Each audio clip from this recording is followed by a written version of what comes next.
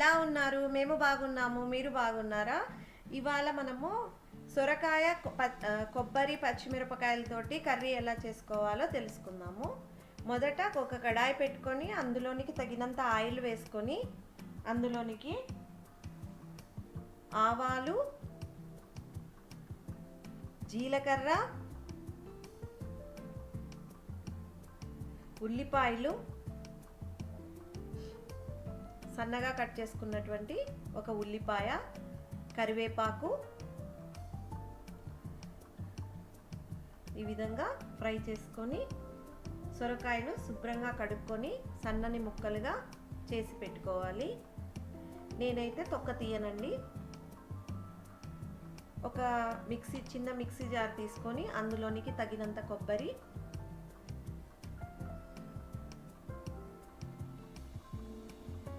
పచ్చిమిరపకాయలు,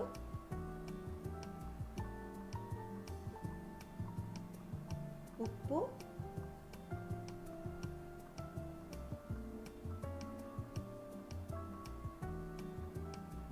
కొత్తిమీర అంతా కలిపి ఆ విధంగా పేస్ట్ చేసి పెట్టుకోవాలి. తర్వాత సొరకాయ ముక్కలను, సన్నగా తరుక్కున్నటువంటి సొరకాయ ముక్కలను కడాయిలోకి వేసుకోవాలి.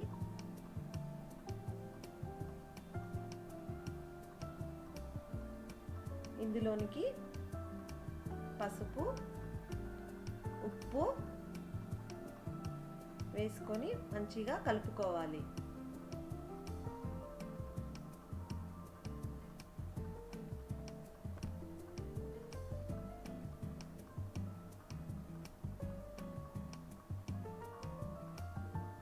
ఈ విధంగా కలుపుకున్న తర్వాత మనము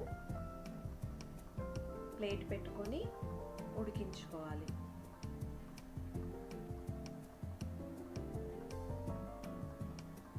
ఈ విధంగా 50% కుక్ అయిన తర్వాత మనము కొబ్బరి, పచ్చిమిరపకాయ పేస్ట్ను వేసుకోవాలి.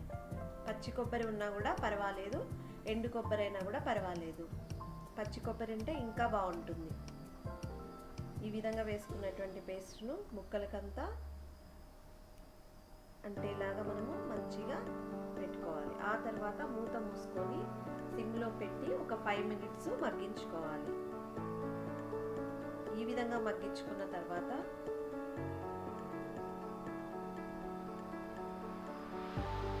టీ గ్లాస్ వాటర్ని వేయాలి. చిన్న గ్లాస్ తోటి వాటర్ని మనము వేయాలి. ఈ వాటరే సరిపోతుందండి. మూత పెట్టి ఉడికించుకోవాలి. ఇది చపాతీలోకి కానీ, రైస్లోకి కానీ, జొన్న రొట్టెకు కానీ చాలా చాలా బాగుంటుంది.